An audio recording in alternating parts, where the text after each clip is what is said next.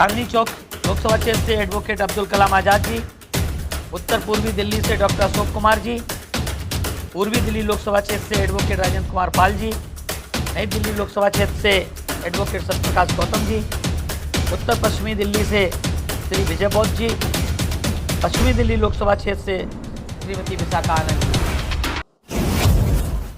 दोस्तों जय भीम, नमो बुद्धाय। मिलेंद्र गौतम मैं हूं आज करोल बाग में, जो कि बीएसपी का कार्यालय है दिल्ली प्रदेश का, और चुनावी माहौल चल ही रहा है। हो सकता है कि आज कुछ बड़ी घोषणाएं होने जा रही हैं, और मैं आज करोल बाग के बीएसपी ऑफिस में पहुंच चुका हूं, और यहां पर देखते हैं कि आज क्या बड़ी घोषणाएं होने जा रही हैं।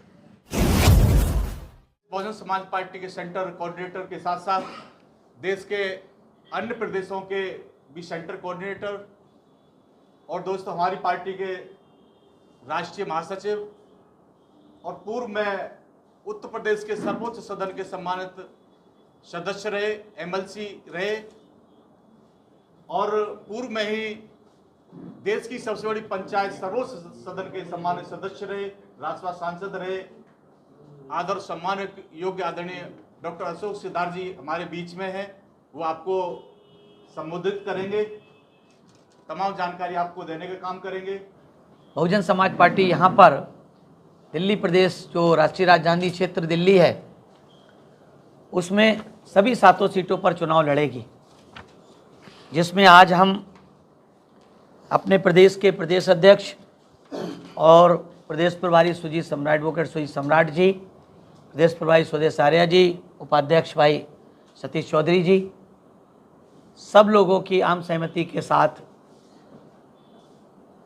प्रदेश के जिले के, प्रदेश के जो जोन क्षेत्र हमारा बटा, उनके सभी सम्मानित पदाधिकारियों की आम सहमति के बाद 7 में से 6 लोकसभा सीटें आज हम लोग घोषित करने जा रहे हैं, और 1 लोकसभा सीट 1 से 2 दिन में, क्योंकि वहाँ पे कंपटीशन थोड़ा टफ था, इसलिए 1-2 दिन में आप लोगों को घोषित करके बता दी जाएगी।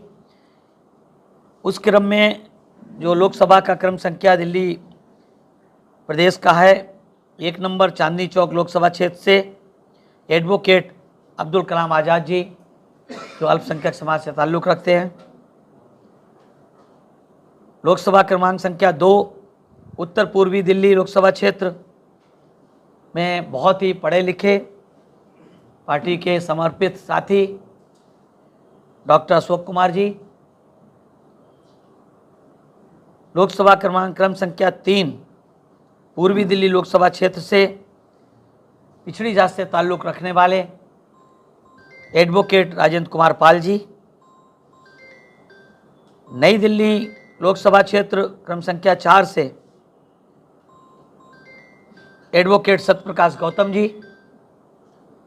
उत्तर पश्चिमी दिल्ली लोकसभा क्षेत्र 5 नंबर से श्री विजय बौद्ध जी, और पश्चिमी दिल्ली लोकसभा क्षेत्र लोकसभा क्रम संख्या 6 से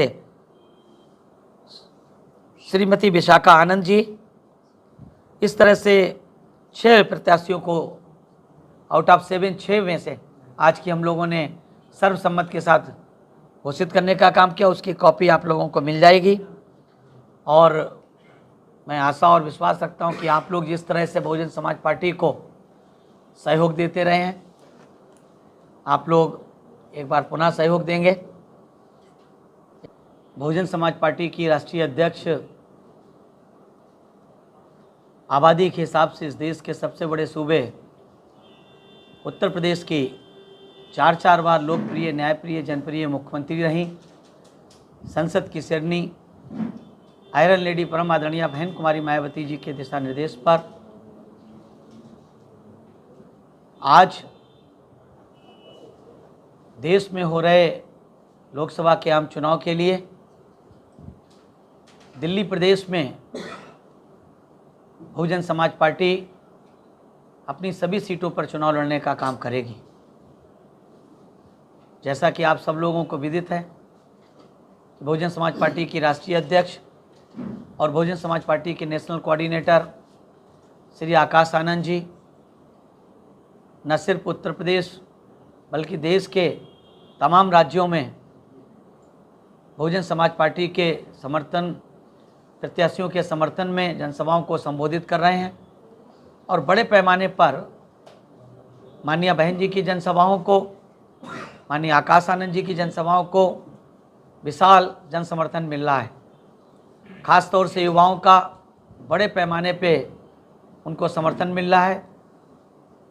उनके द्वारा जो मुद्दे उठाए जा रहे हैं, माननीय बहन जी के द्वारा, माननीय आकाश आनंद जी के द्वारा, हमारे पार्टी के शीर्ष नेतृत्व के द्वारा, वो इस देश की 140 करोड़ लोगों के हितों की बात रखी जा रही, जबकि दूसरी राजनीतिक पार्टियां सिर्फ और सिर्फ वोट पाने के लिए या तो लुभावने वादे कर रहे हैं।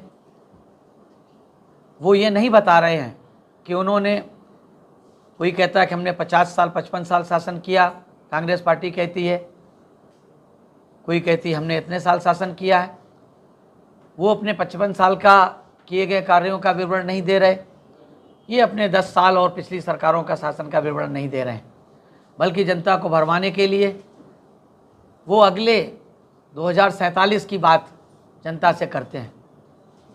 और किस स्तर पर दोनों पार्टियां अपने अपने उनके नेता लोग अपनी बात करने में करते हैं, वहीं दूसरी तरफ आदरणीय बहन जी अपने चुनावी जनसभाओं को संबोधित करते हुए अपनी चारों बार की सरकारों में की गई विकास की बातों को, इस देश के बहुजन समाज के साथ साथ सर्व समाज के गरीब शोषित लोगों के हक और हकूक़ की बात करती हैं।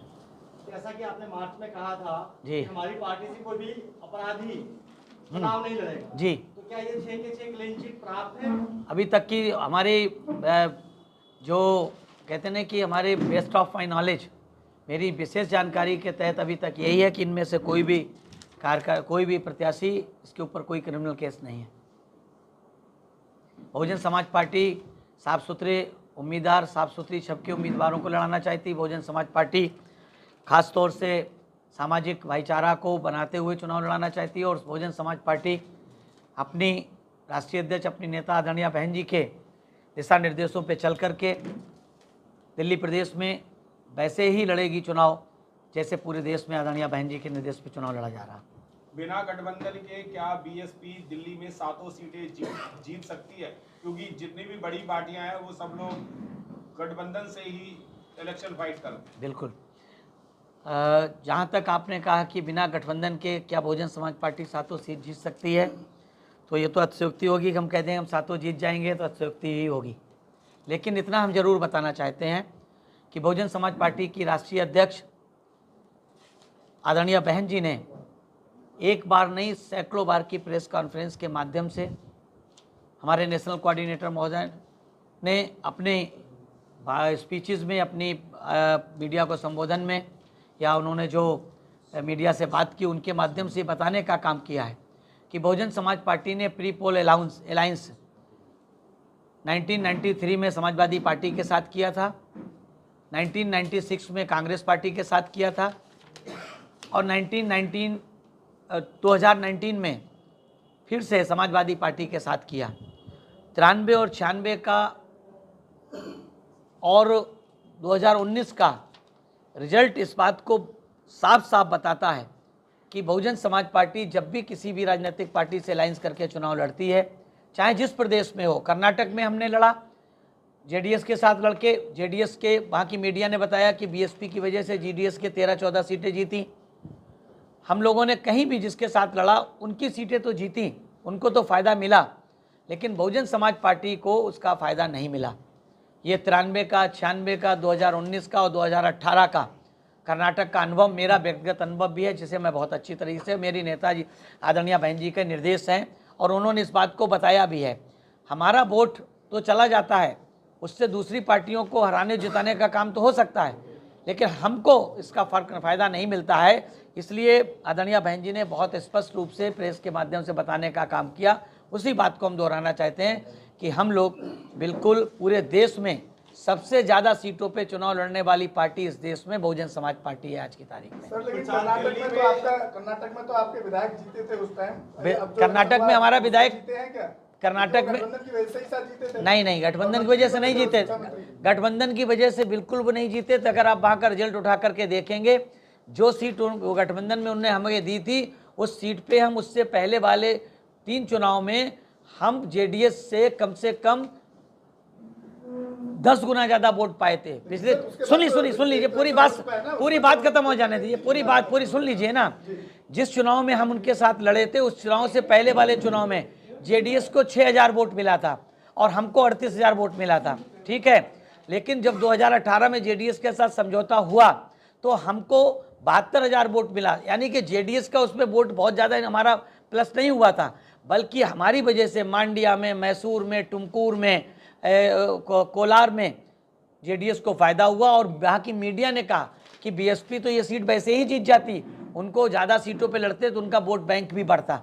ये स्पष्ट है और हमने इस बात को अनुभव किया। मैं वहाँ 13-14 साल से कर्नाटक को देख रहा हूँ। सर दिल्ली की बात करें तो दिल्ली में मान्यवर काशीराम साहब ने भी लोकसभा का इलेक्शन लड़ा था, वो भी जीत नहीं पाए थे। तो क्या लगता है कि दिल्ली में आपके सातों कैंडिडेट 2024 में जीत जाएंगे? हमने आपसे अभी कहा कि सातों कहना अतिशयोक्ति होगी, लेकिन राजनीति भी बिल्कुल समुद्र की लहरों की तरह उतार चढ़ाव लगा रहता है।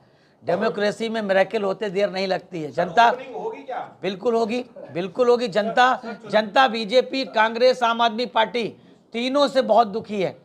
तीनों की पोल खुल रही है। तीनों ने इलेक्ट्रोल बॉन्ड में पैसे लेने का काम किया, तीनों घोटाले में फंसे। बीएसपी ने इलेक्ट्रोल बॉन्ड में 1 रुपया किसी उद्योगपति, पूंजीपति, धन्ना सेठ से लेने का काम नहीं किया है। ये इस बात का प्रमाण है कि बीएसपी से ज़्यादा क्लीन, साफ सुथरी पार्टी, कार्यकर्ताओं के दम पे चलने वाली पार्टी है। सिर्फ बहन मायावती कोई सभा होने वाली है दिल्ली में? हमारे लोगों का प्रयास है, चूंकि आदरणीय बहन जी का चुनाव प्रचार पूरे देश में होगा और दिल्ली चूंकि राष्ट्रीय राजधानी क्षेत्र है, हमारा प्रयास हो पूरी तरह से, पूरी हमारी टीम का प्रयास है और अभी तक का आश्वासन भी है कि बहन जी और आकाश आनंद जी यहाँ पर दिल्ली में प्रचार के लिए जनसभा करेंगे। एक सवाल है सर, 2019 में पश्चिमी दिल्ली में 13,500 वोट पड़ गए। जी तो आप किस आधार पर, यानी क्या जमानत भी नहीं बचा पाए थे? देखिए, बहुत सी किसी ज़माने में बीजेपी की 2 सीटें होती थी, आज वो 303-400 पार की बात करती है। किस आधार पर कहती थी? वो आधार कोई होता है राजनीति में कोई आधार नहीं होता है। जनता जिस कांग्रेस को लोग कहते थे कि कांग्रेस से कुत्ता भी खड़ा होता है वो भी जीत जाता है, वही कांग्रेस 77 में जनता ने बिना कहे सबको हरा के कांग्रेस को वापस भेज दिया था और वही कांग्रेस 80 में पलटवार करके थम्पिंग मेजॉरिटी में वापस आ गई। तो राजनीति में ये कहना असंभव है कि हमारा पिछला क्या था और आगे क्या होगा। एक सवाल है, भ्रष्टाचारी बनिया नेता केजरीवाल है जिसने बसपा का वोट छीन लिया और आज कांग्रेस के साथ गठबंधन में चुनाव लड़ रहा है। देखिए, बसपा का वोट समझते हैं कि बसपा अपना वोट बैंक वापस ले पाएगी? बिल्कुल। देखिए, बहुजन समाज पार्टी का वोट कोई छीन नहीं सकता। बहुजन समाज पार्टी के हमारे मतदाताओं को गुमराह करके वोट चला गया था और उस गुमराहियत को रोकने का काम बहुजन समाज पार्टी के ईमानदार और निष्ठावान कार्यकर्ताओं की जिम्मेदारी है। और पिछले साल जब से इस झटका, मतलब जिस तरह से वोट परसेंटेज हमारा घटा, हमारे कार्यकर्ताओं ने मेहनत के साथ लोगों को समझाने और उसका काम कैडर लेकर के करने का काम किया है। हमें पूरी उम्मीद नहीं, 100% का भरोसा है कि हमारा वोट फिर से लौट करके वापस आएगा। अशोक जी, एक सवाल है मेरा, 1 मिनट। दिल्ली प्रदेश कमेटी जो कमजोर है, उसी तरह मीडिया सेल भी कमजोर है, कैसे लड़ पाएंगे चुनाव? ये आपने कैसे कहा दिल्ली में प्रदेश कमेटी कमजोर है हमारी? कैसे कह रहे हैं आप? किस आधार पे कह रहे हैं? चुनाव हम देख चुके हैं, इसी तरह आज देखिए, हमने आपसे क्या कई चुनाव की, देखिए आपकी प्रेस कॉन्फ्रेंस को कवर करने के लिए कोई नहीं आया। देखिए, नेशनल मीडिया आपको पता है, नेशनल मीडिया हमको क्या कवर, नेशनल मीडिया तो जिसे लोग यहाँ मानते हैं विपक्ष का सबसे बड़ा नेता राहुल गांधी, उनको तक कवर करने नहीं जाती, तो हमारे को क्या कवर करने आएगी? नेशनल मीडिया अच्छी तरह जानते हैं किसको कवर करती है, आपको पता है, इसलिए उसको कहना ठीक नहीं। दिल्ली के कौन से मुद्दे हैं जिन पे आप चुनाव लड़ना चाहेंगे? विपक्ष जो है दलितों के साथ लगातार उनकी अवहेलना कर रहा है। यहाँ पे 15-20 ऐसे मुद्दे हैं जिसमें दलितों के अधिकारों को हनन हो रहा है, चाहे वो SC/ST आयोग का गठन हो, चाहे डॉक्टर अम्बेडकर की योजना जो हो छात्रों के लिए है, चाहे तीर्थ यात्रा की योजना हो। और जो मंत्री है केजरीवाल सरकार में, उनके साथ किस तरह का व्यवहार हुआ है लगातार आप जानते हैं। तो आप किन मुद्दों पर, दिल्ली के मुद्दों पर, राष्ट्रीय मुद्दे नहीं, दिल्ली कौन से मुद्दों के ऊपर आप चुनाव? देखिए, दिल्ली सहित पूरे राष्ट्रीय मुद्दों पर जो बहुजन समाज पार्टी चुनाव लड़ रही है, आप अच्छी तरीके से जानते हैं कि इस देश में बहुजन समाज पार्टी ही एकमात्र ऐसी राजनीतिक पार्टी है, पॉलिटिकल पार्टी है, जो पॉलिटिकल पार्टी के साथ साथ एक मूवमेंट है, एक आंदोलन है। और वो इस देश में सदियों से सामाजिक, आर्थिक, राजनीतिक, शैक्षणिक और सांस्कृतिक रूप से वंचित समाज के हक हकूक़ की बात के लिए कर रही है, लड़ाई लड़ रही है। और जो इस देश में खासतौर से जो दिल्ली की आपने बात की है कि दिल्ली में जो सरकार चल रही है, जो दिल्ली की प्रदेश सरकार, उसमें दलित समाज की अवहेलना होती है।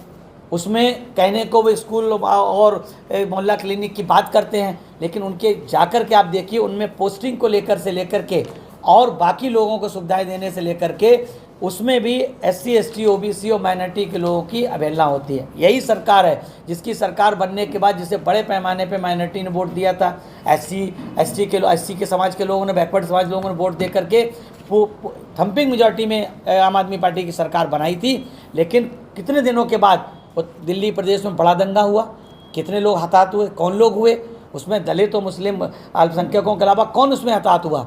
तो ये सरकार ने तो हमेशा ही दलित, और सही बात तो ये है कि लोग चाहे कुछ भी कहें या ना कहें, इस प्रदेश की सरकार हो चाहे केंद्र की सरकार हो, चाहे पहले की सरकारें हो चाहे वर्तमान की सरकारें हो, इस देश के 85 से 90% बहुजन समाज के हक हकूक़ की बातें तो करती हैं।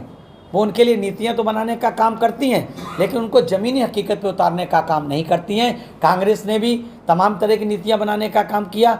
अगर उसने सही मायने में कांग्रेस ने भी जो सबसे ज़्यादा शासन किया, अगर उस ईमानदारी से उसने सत्ता चलाई होती, तो जो बाबा साहब के, भारतीय संविधान निर्माता बाबा साहब ने जो भारत के संविधान में इस देश के सर्व समाज के लोगों के साथ साथ 85 से 90% बहुजन समाज के अधिकार देने का काम किया था, चाहे वो रिजर्वेशन का अधिकार हो, चाहे वो SC ST एक्ट को लेकर के अधिकार हो, अगर ईमानदारी से उन्होंने किया होता शिक्षा और राजनीतिक क्षेत्र में अधिकार, शिक्षा और सरकारी नौकरियों में आरक्षण की बात, तो आज साथियों जो आप देखते हैं हमारे मीडिया के साथी कि जो रिजर्वेशन 15% केंद्र सरकार की नौकरियों में है, 7.5%, 15% SC का, 7.5% ST का और 27% OBC का, आप उसका रिकॉर्ड उठा करके देख लीजिए कि आज तक आज़ादी की हम 75वीं वर्षगांठ मना चुके हैं और आज तक वो 50% से ज़्यादा लागू नहीं हुआ अभी तक। इसके लिए कौन जिम्मेदार है? सबसे ज़्यादा शासन करने वाली कांग्रेस और उसके बाद शासन करने वाली भारतीय जनता पार्टी। और दिल्ली में जो बैकलॉग है, दिल्ली में SC ST के ऊपर जो अन्याय अत्याचार और दिल्ली में इस सरकार के रहते तमाम और घटनाएं घटी हैं, उसके लिए कौन जिम्मेदार है? मंत्रियों के साथ आपने कभी सर आंदोलन नहीं किया? सर आप आंदोलन क्यों नहीं इस करते? मुद्दे पर आप आंदोलन के टाइम में बड़े आंदोलन होते थे, पिछले 5 सालों में अभी आपके आंदोलन नहीं दिखते हैं। पिछले 5 सालों में सर जंतर मंतर पे कब पहुंचे आप? आपने कब आंदोलन किया? सफाई कर्मी मरे, सीवर कर्मचारी मरे, कॉन्ट्रैक्ट कर्मी जो है उनकी नौकरी खतरे में है, ट्रैफिक मार्शल है, तो यहाँ पे लाखों लोग हैं जो जिनका आपको वोट चाहिए, सफाई आप उनके आंदोलन नहीं करते? नहीं, सफाई कर्मियों के जो मैं वो धरना प्रदर्शन था उस पर मैं खुद भी गया, ये आपको किसी ने गलत बताया नहीं गया। आखिरी बार सर कब जाना? रही बात सुनिए, रही बात जंतर मंतर पे और उस पर बैठने के लिए, बहुजन समाज पार्टी की आदरणीय बहन नेता आदरणीय बहन जी ने बहुत स्पष्ट रूप से लंबे समय तक इसका बहुत डीपली अध्ययन करने के बाद, जब हमने 2 अप्रैल के चुनाव को, 2 अप्रैल की घटना को लेकर के, 2 अप्रैल में जो धरना प्रदर्शन हुआ था SC ST एक्ट को लेकर पूरे देश में, उसमें BSP ने सबसे ज़्यादा बढ़ चढ़ के हिस्सा लिया था। और पूरे देश का इतिहास उठाकर देख लीजिए, कश्मीर से लेकर कन्याकुमारी तक का, वहाँ पे, या फिर आप इधर पोरबंदर से लेके और बंगाल तक का उठा के देख लें इतिहास आपके, तो मैं आपको एक बात बताना चाहता हूँ, सबसे ज़्यादा उस पर एट्रोसिटी जो उनके ऊपर हुई है, एक केस लगे हैं वो SC ST BSP के वर्कर्स के ऊपर लगे हैं। खास तौर से धरना प्रदर्शन तो सब लोगों ने उसमें सहयोग किया था, लेकिन सबसे ज़्यादा उत्तर प्रदेश में देख लीजिए, चाहे जहाँ सब बहुजन समाज पार्टी के कार्यकर्ताओं को, मध्य प्रदेश में, राजस्थान में, कर्नाटका में, तमिलनाडु में, हम जहाँ, मैं तो कम से कम बंगाल में सबसे ज़्यादा किस पे धरना प्रदर्शन में केस लगे? बहुजन समाज पार्टी के कार्यकर्ताओं पे। तो मैं आपको बताना चाहता हूँ, सुन लीजिए, पूरी बात खत्म हो जाए कहिएगा। मैं आपको पूछना चाहता हूँ, अगर आपका बेटा है, आपका भाई अगर धरना प्रदर्शन में जेल चला जाता है, तो क्या आपका पड़ोसी भी फिर आपको पार्टी के समर्थन में धरना प्रदर्शन के लिए आता है? तो इसलिए नहीं आता है। नहीं, अपराध नहीं है, लेकिन हम धरना प्रदर्शन की जगह दूसरा तरीका अपनाते हैं ना। देश भर में जहाँ एट्रोसिटीज़ होती हैं, बहुजन समाज पार्टी के वरिष्ठ लीडर आदरणीय बहन जी के दिशा निर्देश पे उनको लीगल एड देने का काम करते हैं, फाइनेंशियल एड देने का काम करते हैं, उनकी लड़ाई कानूनी तौर पे लड़ने का काम करते हैं। जरूरी उसके लिए सड़कों पर उतराए? ये दिखता नहीं दिखता। ये BSP दिखाने में विश्वास नहीं करती है, इसीलिए BSP अपनी पार्टी का मैनिफेस्टो जारी नहीं करती है। मैनिफेस्टो झूठा होता है, ये सब दिखाने वाले झूठे होते हैं। बहुजन समाज पार्टी समाज के हित में खड़ी रहती है, उनके लिए लड़ाई लड़ती है और लड़ने का ही काम। आप एक बात बताइए, हाथरस कांड के लिए तमाम नाटक नौटंकी हुई, उनकी लड़ाई किसने लड़ी? सबसे ज़्यादा BSP ने लड़ने का काम किया, सबसे ज़्यादा BSP। राजस्थान में झगड़ा, राजस्थान में उस बच्चे को स्कूल में पानी पीने के पीछे मारा गया, उसके बाद वो बेचारा मर गया, उसके लिए लड़ाई किसने करी? आर्थिक सहायता किसने की? लोग बड़े बड़े तमाशा करने गए, बड़ी बड़ी भीड़ लेके गए, लेकिन उसकी मदद करने का काम नहीं किया। बल्कि उस धरना प्रदर्शन, उस आंदोलन की वजह से जो लोग जेल चले गए, हमारे कार्यकर्ता, दलित समाज के लोग, पिछड़े समाज के लोग, उनके घर वालों को पूछने नहीं गए ये लोग धरना प्रदर्शन कराने वाले। लेकिन मैं यहाँ पर ही आपको रोकना चाहूंगा, दिल्ली के अंदर 9 साल की लड़की के साथ बलात्कार किया गया, लेकिन पार्टी के लोग वहां पर गए, लेकिन उस पर पूरी तरह से नहीं करे। लेकिन हमारी पार्टी की तरफ से हमारी प्रदेश के प्रभारी खुद स्वदेश आ रहे हैं जी, भाई जी के निर्देश पे गए, ये गए थे। आपको लगता है क्योंकि हम लोग मीडिया में बहुत ज़्यादा इसको नहीं करते हैं, इसलिए लगता है। सवाल मेरा आपसे है, दिल्ली की जनता फ्री बिजली, पानी, राशन पर वोट देती है, गरीब गुरबा वोटर है बीएसपी का। हाँ। आप उसके लिए क्या खास लेकर आए कि वोटर आपकी तरफ आए? लगता है आपने बहन जी की प्रेस कॉन्फ्रेंसेज, बहन जी की स्पीचेस और चीज़ें नहीं सुनी है आपने। अगर ये सुनी होती, अरे दिल्ली नहीं पूरे देश की बात करिए, दिल्ली हमारा थोड़ी अकेले है, पूरा देश। बहन जी ने क्या कहा है? हम लोगों को फ्री दे करके उन्हें लाचार नहीं बनाना चाहते, उन्हें गुलाम नहीं बनाना चाहते, हम उन्हें उनके पैरों पर खड़ा करना चाहते हैं। बहन जी ने उत्तर प्रदेश में करके दिखाया है। उत्तर प्रदेश में चारों बार की सरकार में आप विशेष तौर से, चाहे 2002 की सरकार देख लीजिए, 2007 की सरकार लीजिए, लाखों की संख्या में नौकरी देने का काम किया, उनको लाचार नहीं बनाने का काम किया, उनको 2 कमरे के पक्के मकान देने की शुरुआत इस देश में किसी भी मुख्यमंत्री ने की है तो बहुजन समाज पार्टी की राष्ट्रीय अध्यक्ष आदरणीय बहन जी ने की। सुन लीजिए, अरे सुन लीजिए, पूरी बात सुनिए, फिर बताइएगा, आपका जवाब भी दे देंगे। दूसरी बात, उत्तर प्रदेश पहली बार, जो अभी 1 लाख की बात कर रहे हैं ना कांग्रेस वाले कि 1 लाख इतनी महिला मुखिया को या परिवार महिला को 1 लाख देने का, बहन जी 2007 से 12 की सरकार में 2008 में अपने जन्मदिन पे गरीब के घर में पैदा हुई बेटी को उन्होंने ये नहीं देखा था कौन गरीब है, किस जात धर्म मजहब का गरीब है, उन्होंने सिर्फ गरीब की बेटी पैदा हुई तो कलेक्टर बाकायदा अपने रिप्रेजेंटेटिव को भेज के उसको 1 लाख का सर्टिफिकेट देता था कि जब 18 साल की होगी तो उसे 1 लाख रुपया मिलेगा। तो लखपति बनाने का काम इस देश में अगर किसी ने किया है, सबसे पहले किसी गरीब की बेटी को, तो बहुजन समाज पार्टी ने किया। सर, एक अभी मैं बुलंदशहर की घटना आपको शेयर कर रहा हूँ जी। बुलंदशहर में गिरीश जाटव इलेक्शन लड़ रहे हैं जी। वहाँ पर भाजपा के कुछ जो अपना शेड्यूल कास्ट बाहुल क्षेत्र था कोई गाँव, वहाँ पर वो उनको फोर्स कर रहे थे कि आप उसको समर्थन करिए बीजेपी को। तो वहाँ एक लड़के ने सीधा उनको साफ मना कर दिया और उस लड़के को भाजपा के गुंडों द्वारा, क्रिमिनल लोगों द्वारा बदतमीजी की गई, उसका सर फूट दिया गया। गिरीश जाटव की अभी तक मुलाकात नहीं हो पाई। ऐसे कैंडिडेट नहीं हुई। साथ में हमारे समाज के लोग कब तक? चलिए, मेरे संज्ञान में नहीं, आपने मेरे संज्ञान में डाला, मैं आज ही बात करता हूँ। मेरे से हेल्प मांग रहे हैं आज मुझे नंबर दे दीजिए अभी इसका, मुझे, मैं उसको बात करूंगा और मैं बात करके वहाँ के जो लोग हैं उनको बता के रविदास मंदिर आंदोलन ऐतिहासिक, मैं खुद गया था 3 बार भाई, मैं खुद 3 बार गया, हमारे डीएनए ने कवर किया था, पता करिए डीएनए ने कवर किया था। यहाँ पे जो संविधान में अधिकार है, अगर सारी पार्टियां संगठन ये बोलते कि भाई केस दर्ज होगा, इस प्रोटेस्ट नहीं होगा, हम सारी पार्टियों की बात ही नहीं कर रहे। हाँ नहीं, लोकतंत्र की बात से लोकतंत्र कैसे खत्म हो जाए? देखिए, हम प्रोटेस्ट को मना नहीं कर रहे हैं, हम प्रोटेस्ट में अपने लोगों को इसलिए नहीं झोंकना चाहते हैं कि हमारी पार्टी के ऊपर सबसे ज़्यादा, चाहे कांग्रेस हो, चाहे बीजेपी हो, चाहे आम आदमी पार्टी हो, अगर शांतिपूर्वक धरना देंगे सर। अरे शांतिपूर्वक में भी भाई हमारे लोग 2 अप्रैल को शांतिपूर्वक ही धरना दे रहे थे, कहाँ झगड़ा कर रहे थे वो? उन पर तो झगड़े का तो आरोप लगाया गया भाई। लेकिन फिर सर इसका सॉल्यूशन क्या है? इसका सलूशन सत्ता प्राप्ति, इसका सलूशन बाबा साहब ने, इसका सुन लीजिए, सलूशन इसका सलूशन भारत के संविधान निर्माता, दुनिया के महानतम विद्वान, राष्ट्र रत्न कहना चाहिए ना, विश्व रत्न बाबा साहब डॉक्टर भीमराव अम्बेडकर ने भारत के संविधान बनाने के साथ साथ उसमें बराबर के वोट का अधिकार दिया और ये कहा कि political power is master key with which we can open any law either social, economical और कल्चरल। आप सत्ता की राजनीतिक गुरकिल्ली को प्राप्त कर लीजिए, इन सारी चीज़ों का सलूशन हो जाएगा। उत्तर प्रदेश में हमारी 4 बार की सरकार में देख लीजिए, 1.5 लाख गुंडे, 1,45,000 गुंडों माफियाओं को जेल भेजने का काम बहन जी ने किया था। 4 बार की सरकार में कभी भी सांप्रदायिक दंगा नहीं हुआ उत्तर प्रदेश में, सबकी सरकारों में हुआ, उत्तर प्रदेश सहित तमाम राज्यों में हुआ। सिर्फ और सिर्फ सत्ता प्राप्ति इसका सिर्फ सलूशन है। सर, नगीना में जिस तरह से असामाजिक तत्वों ने पट्टा पहनाया था जबरदस्ती, दिल्ली में कैसे रोकेगा? देखिए दिल्ली में, देखिए हम लोग रोकने में सब चीज़, सर काम बहुजन समाज पार्टी का कार्यकर्ता हर कार्यक्रम, हर काम में सक्षम है। कुछ लोग, अरे सब, अरे हर कार्यक्रम पूरे देश में सक्षम है। हम लोग सिर्फ और सिर्फ बहन जी के दिशा निर्देश पर शांतिपूर्वक अपने चुनाव को संकल्प से संपन्न कराना चाहते हैं। लोग चाहते हैं कि विवाद हो, ताकि बहुजन समाज पार्टी का नुकसान हो। जी, चुनावी माहौल में हर पार्टी जो है कुछ ना कुछ वायदे कर रही है, आपकी तरफ से क्या वायदे? हमने क्या कहा कि बहुजन समाज पार्टी इसीलिए मैनिफेस्टो जारी नहीं करती है। बहुजन समाज पार्टी वादों में विश्वास नहीं करती है, बहुजन समाज पार्टी करके दिखाने में विश्वास रखती है।